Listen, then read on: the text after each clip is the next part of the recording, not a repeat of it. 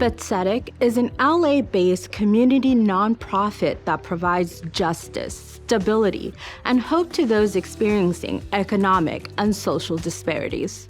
BetSetic provides free legal services, educates community members with the powerful knowledge of their legal rights, and uses our collective voice to reform systems. Our vision is to achieve equitable access to justice so that everyone can meet their essential needs and lead fulfilling lives. Small businesses are a key part of local economies and infrastructure. BetSetic's Small Business Development Project supports small business owners through legal representation and educational resources. We partner with the County and City of Los Angeles, pro bono attorneys, business community groups, and economic development organizations to provide free legal education, resources, and one-on-one legal assistance to low to moderate income small business owners and entrepreneurs. BetSetic launched its Small Business Development Project in 2016 to strengthen the economic base of underserved communities, including women, disabled, veteran, immigrant, limited English-speaking, LGBTQ, and BIPOC business owners. BetSetic's Small Business Development Project can help small business owners and entrepreneurs with forming a business, leasing commercial space, understanding contracts, fair employee practices, protecting their intellectual property, and more.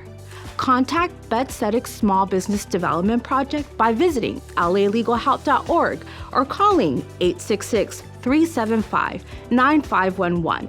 We offer services in different languages. This video was brought to you in partnership with the City of Los Angeles Economic and Workforce Development Department and BetSetic Legal Services. BetSetic is an equal opportunity affirmative action employer. The Economic and Workforce Development Department's goal is to steer economic development in a manner that yields thriving businesses and creates job training and career opportunities for the City of Los Angeles. EWDD works every day to deliver a strong and committed workforce, maintain sustainable neighborhoods, and profitable communities throughout Los Angeles. Get more information at ewdd.lacity.gov. The City of Los Angeles Economic and Workforce Development Department, or EWDD, funds 10 business source centers across LA City. Business source centers offer free business consulting and technical assistance to help startups and operating businesses with permitting, access to capital, and marketing, among others. Services are provided at no cost to LA City business owners and resident entrepreneurs. Get more information at the link on your screen. Thank you for viewing this educational video. The information provided in this video is intended for general informational purposes only and should not be construed as legal advice.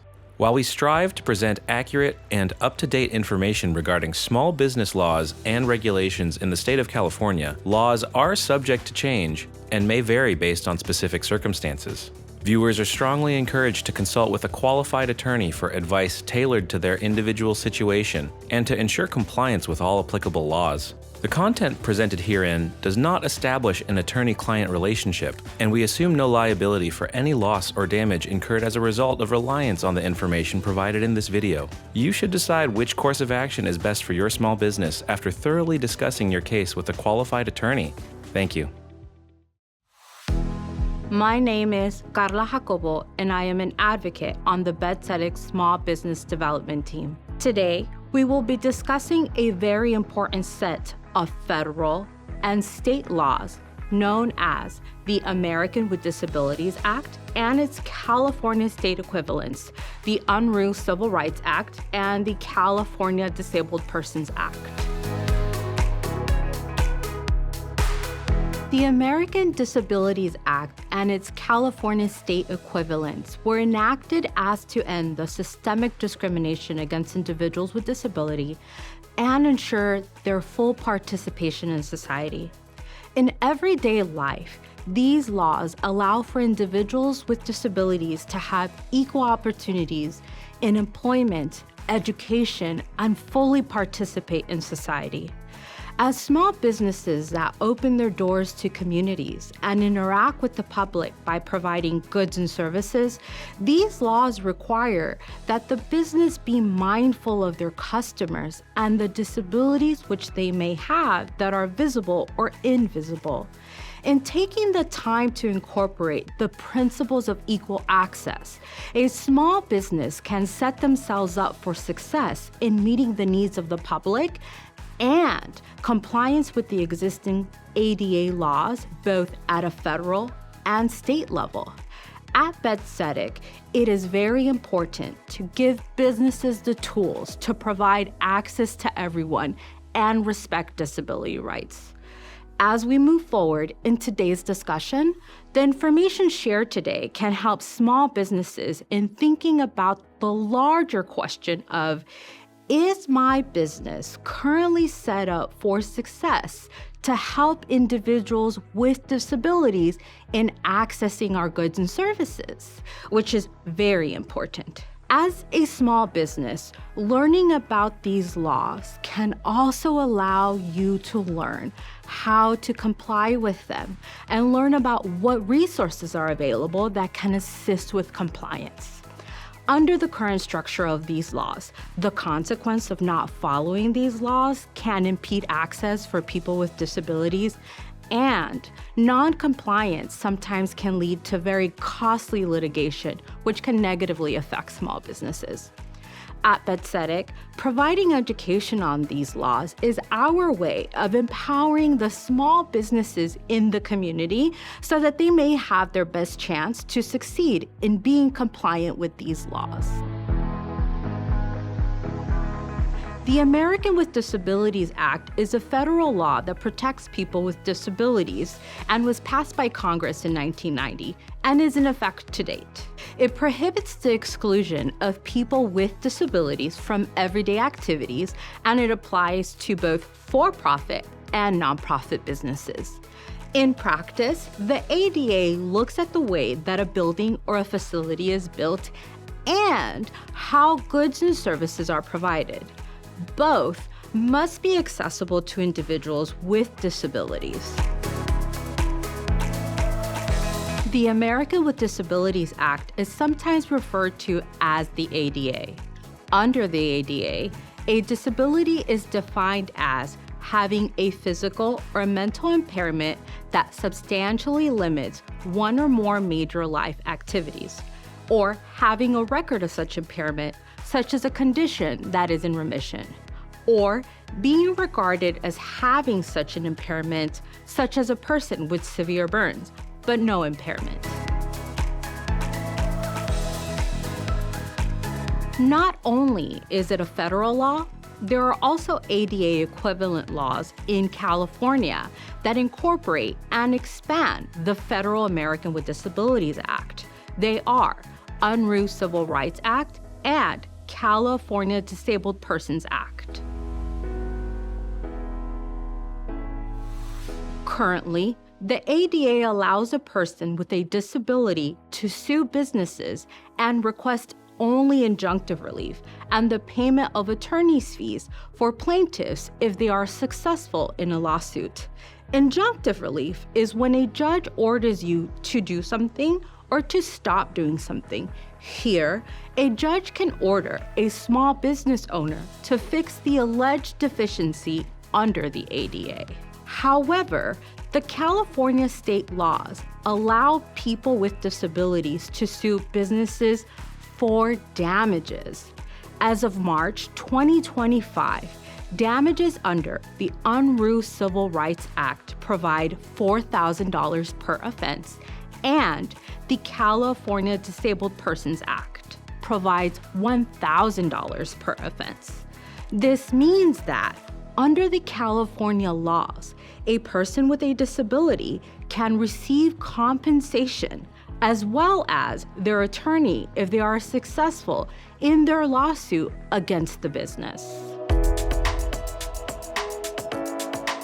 Common lawsuits under these accessibility laws include actions for a lack of accessible parking, lack of access into the building, lack of space for wheelchairs, instances when countertops are too high, or for when aisles of a business are too narrow to allow an individual in the wheelchair to successfully navigate the store and gather the goods that they would like to purchase. In instances of access into the building, we are seeing lawsuits which address a variety of things at a physical building, such as issues with stairs, slope, ramp, clearance, signage, etc.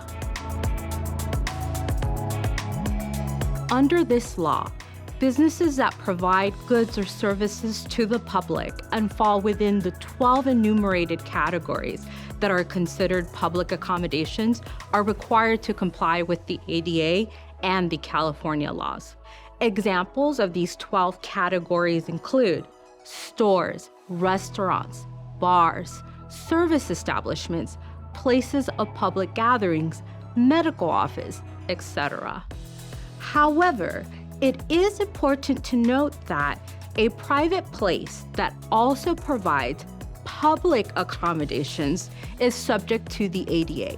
An example of this is a leasing office of an apartment complex. Also, if a commercial facility does not provide goods or services to the public, examples include office buildings, factories, warehouses, then they are only subject to the ADA requirements for new construction and alterations.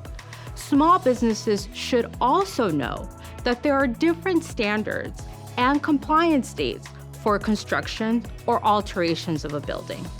The ADA requires compliance with these laws regardless of a building's size or age.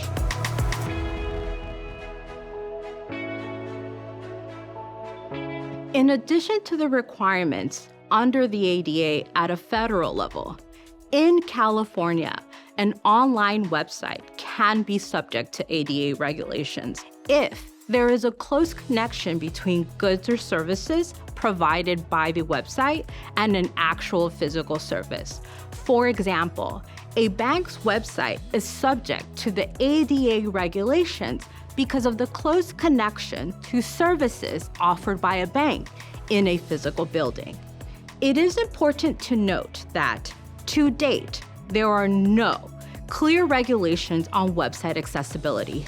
However, an ADA compliant can include captioned videos and images, information downloadable PDFs, and compatibility with reading software, just to name a few items. We highly recommend that you speak with your website provider to ensure that your website is accessible, as it ordinarily is not an automatic feature when creating a website. A key takeaway here is that disability laws require that persons with disabilities have equal access to any area of your small business. Taking this into consideration, when thinking about compliance, a small business should consider reasonable modifications to their existing operations, the removal of architectural barriers or alternate services, and scheduling an inspection by a certified accessibility specialist, if financially feasible. Exploring each of these a bit more, your business may take a look into making reasonable modifications to its existing rules and policies. This may include reviewing your policies regarding service animals to allow for a service animal to be with their persons, even if there is a no pet policy, and adjusting communications with your customers to be compliant. Examples of compliant communications are exchanging written notes with a customer who is deaf in a store and has questions about items for sale, or a waiter reading a menu to a customer who is blind in the restaurant. Also, focusing on physical accessibility of your small business is a key to compliance. Consider things such as removing barriers to entering your business when it is possible, or instituting alternatives such as curbside services and creating accessible routes to goods and services, toilet stalls, and dressing rooms. Lastly, a small business can connect with a certified accessibility specialist to inspect your building of your business and make modifications when readily achievable. This would greatly increase a small business chance of compliance with the ADA and state law equivalents.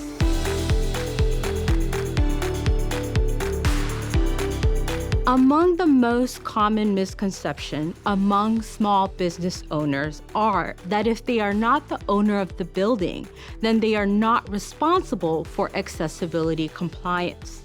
It is important to recognize that many lawsuits are filed against both the landlord, typically the owner of the building, and the operating business owner, the tenant.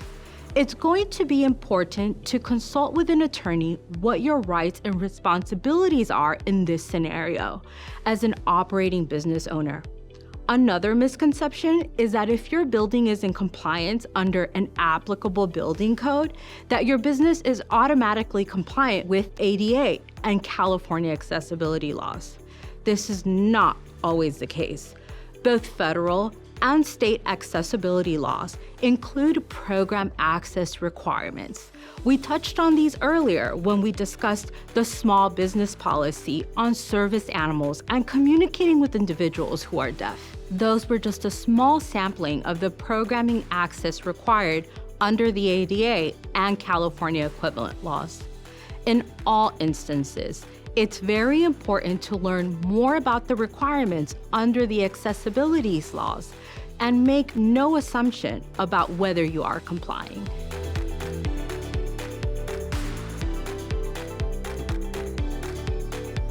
BetSetic has created an ADA guide for small businesses which contains very useful information, including information about the ADA lawsuit process and also includes tips on negotiation if you are in receipt of an ADA non-compliance lawsuit. Our guide contains information on the California Capital Access Program, CalCAP, which is a financing program that assists small businesses with financing the costs associated with some changes needed to become compliant. It also contains information about different tax credits and deductions available to small businesses that make ADA repairs or changes to their locations of their small business. It is important that if you do receive a lawsuit against your small business, you hire an attorney. In these cases, sole proprietors can represent themselves in court, but LLCs and corporations cannot, and they must hire an attorney. The BetSetic guide also provides useful information on the life cycle of these types of lawsuits. It is useful when you hire an attorney for you to understand what type of relief, tools, and procedures are in place to protect yourself and your small business.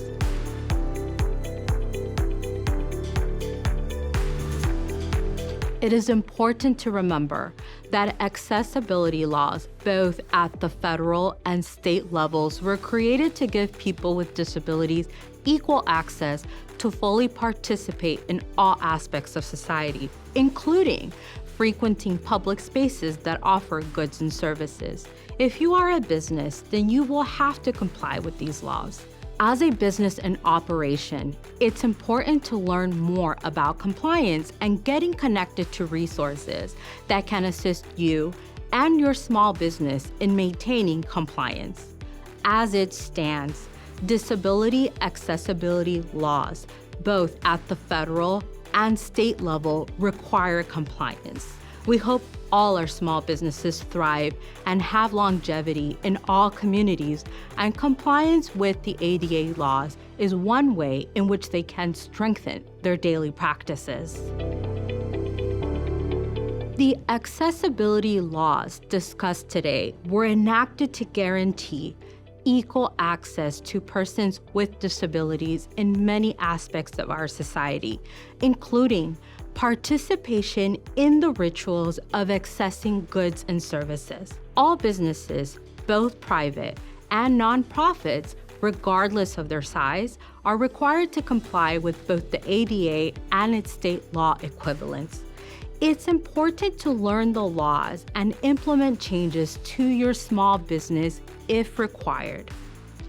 Education, building community, and getting connected to legal services are keys that will allow your small business to create access to persons with disabilities and comply with these laws. Thank you for joining BetSEDIC to learn more about the ADA, both at the federal and the California state level, to strengthen your small business and create longevity in the community.